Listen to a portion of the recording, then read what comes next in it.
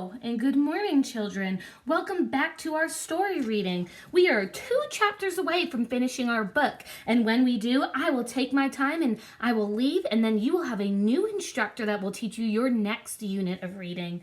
But today, we're going to work on chapter 10, which is the taking of the land. We're going to learn about General Dawes and how the Dawes Act changed Native American land rights. So this is actually a very important chapter in our history. It's a little bit of a longer chapter, I believe, so you can either listen to me, listen to the audiobook, or you can go ahead and read it on your own because your teacher has posted the book online. So here we go, chapter 10, the taking of the land. By the late 1880s, nearly all Native Americans had been forced onto reservations or assimilated into U.S. society. Forcing people onto reservations did not bring peace. Even on the reservations, far away from their ancestral land, stripped of their culture and forced to learn a new way of life, some Native Americans would not give up the fight. Eventually, Congress passed the Dawes Act, officially the General Allotment Act of 1887. The Dawes Act was the final act that forced an end to the conflict between the United States and Native American tribes. This act did away with reservations altogether. Based on the belief that the only path to survival for Native Americans was for them to assimilate and own land as individual family farmers, it did not simply take more land or carve up existing reservations. The Dawes Act actually aimed to destroy the heart of Native American cultural identity, one thing no other treaty or act of Congress has done. Under the Dawes Act, reservations were broken up, and Native American families who lived on those former reservations received 160 acres of land, the same amount granted to settlers or homesteaders by the Homestead Act. This act forced Native Americans to work and survive as individuals and not part of a tribe. However, most of the acreage that was allocated was on existing reservation land that was usually unsuitable for growing crops. While most homesteaders had a good chance of making a living off their 160 acres, most Native Americans had no such luck in their dry, dusty allotments. Any land not claimed by Native Americans was made available for sale to non-Native American settlers. Those who could not earn a living from their allotment had to sell their land to non-Native American settlers for needed cash. The former reservation homelands were chopped up into many little pieces, and hunting and fishing territory was lost. Many people left the former reservation land and never returned. Those who remained struggled to survive. Worst of all, rather than a sense of belonging to the land, they felt a sense of isolation and sadness. The people were scattered, and all that remained, it seemed, were stories and memories. To understand why the Dawes Act was so damaging to the Native American tribes, you must understand what lay at the heart of Native American cultural identity. Many factors contribute to cultural identity. Language, clothing, food, and religious practices are all important, but they are really only pieces of the puzzle. These things only provide clues to a person's culture. The true core of a person's cultural identity cannot necessarily be seen, heard, or tasted. Cultural identity is something people feel and know deep down inside, regardless of what they wear or do, and regardless of where they live. When Native American children went off to the boarding school, such as Carlisle Indian Industrial School, they changed their clothing and language. They traded in their homemade animal skin clothes for wool suits and dresses. They learned to speak English. They learned about a new religion, and they learned how to work in factories and on farms. They did everything their teacher told them to do, everything that was supposed to erase their cultural identity. But it did not work. In the end, they were still Native Americans. Why? What was it about the cultural identity of Native Americans that could not be easily erased or forgotten? The answer to this question is both simple and complicated. Land. It is simple because it is easy to see why the land was so important to Native Americans, but it is complicated because according to Native American traditions, there is no more to land than dirt and rock. There is more to it than plants, animals, and all the resources necessary for survival. Land is not simply a place where a tribe lives. Land is a part of the tribe itself. Land is the thing that makes the tribe whole. Anyone can learn to hunt, but how many people know how to make a perfect bow and arrows using only materials available on the grassy prairies? How many people can look at the forest floor and immediately know what kind of animals have walked through the area in the past few days, how big they were, and in which direction they were headed? How many can predict the weather by watching birds or observing the moon? How many people do you know who can find enough food in the desert to feed an entire extended family of 50 or more people? To not only survive, but also to raise a family and live comfortably in the forest, plains, or desert requires great skills and knowledge. More than a single person could teach himself or herself. Living such a lifestyle brings people into direct and intimate contact with nature, with the land itself, as well as the sky and waters, and with other people with whom they must work and share in order to live. This was very different from the way people of Europe descent lived at the time, and it is very different from the way Americans and Europeans live today.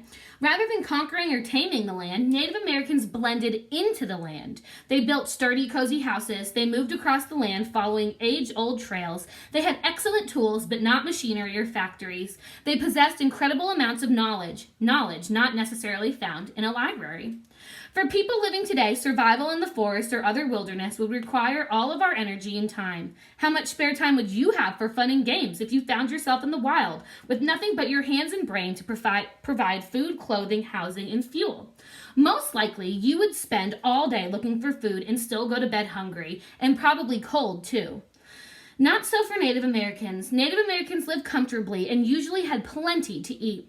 They had time for things other than hunting and gathering. They made music and danced and told long, engaging stories. They had celebrations and feasts, and they played games. They were skilled artisans crafting boats, fine pottery, basketry, jewelry, dolls, headdresses, baby cradles, and all sorts of beautiful objects using whatever was available on the land.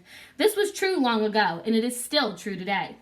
From this closeness and intimacy with nature, Native Americans developed their truest sense of cultural identity.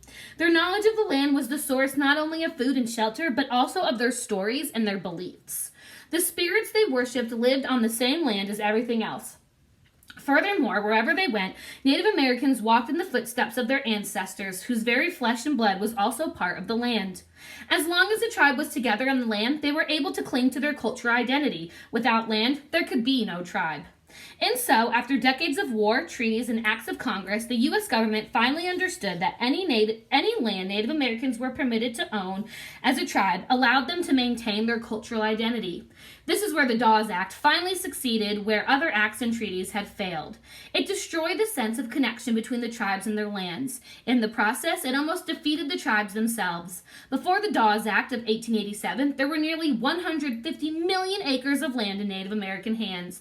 By 1934, when the Dawes Act was finally overturned, Native Americans owned only 48 million acres. In other words, as a whole, Native Americans had lost over 2/3 of their land. Fortunately, though, with the overturning of the Dawes Act and the Indian New Deal of 1934, Native American tribes were allowed to own land once again.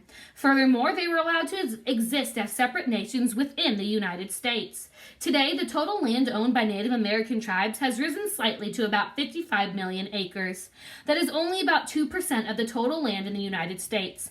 But it was enough for Native American tribes to revive and renew the core of their cultural identities, the connection to the land on which the tribe depends. That revival continues this day, nearly 100 years later. The Dawes Act.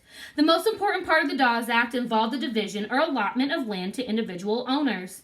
As long as the Dawes Act was in effect, no tribe was allowed to claim ownership of any land. Instead, the land was divided into individual lots and given to individual owners. Besides the destruction of their cultural identity, Native Americans also lost even more land as a result of the Dawes Act. Many simply sold their land to anyone who was willing to buy it. Others lost their allotments because they went into debt after borrowing money and trying to make ends meet. Some allotments were never given to Native Americans at all, but simply handed over to the homesteaders. The Hopi Petition. In March of 1894, the Hopi people of the Arizona Territory sent a petition to the Washington Chiefs in response to the Dawes Act of 1887. They had observed U.S. agents marking their land and were worried about the effects of the Dawes Act would have on their way of life. Thomas Keene, owner of a trading post, transcribed the Hopi Petition. During the last 2 years, strangers have looked over our land with spyglasses and made marks upon it, and we know but little of what this means. As we believe you have no wish to disturb our possessions, we want to tell you something about this Hopi land. None of us were asked that it should be measured into separate lots and given to individuals, for this would cause confusion. The Hopis' lands was arid and a difficult place to grow crops, and over hundreds of years they had learned to adapt to the environment. Our fields are numerous but small, and several belongings to the same family may be close together, or they may be miles apart, because arable localities are not continuous. They shared farmland among families and moved their farm when the winds blew the fertile sands across the land. The American is our elder brother, and in everything he can teach us, except in the method of growing corn and the waterless sandy valleys, and in that we are sure we can teach him. They did not want to lose their cooperative way of life or freedom to move their farms as needed. We most earnestly desired to have one continuous boundary ring enclosing all the Hopi lands, and that it shall be large enough to afford sustenance of our increasing flocks and herds. The Bureau of Indian Affairs never sent a response to the petition.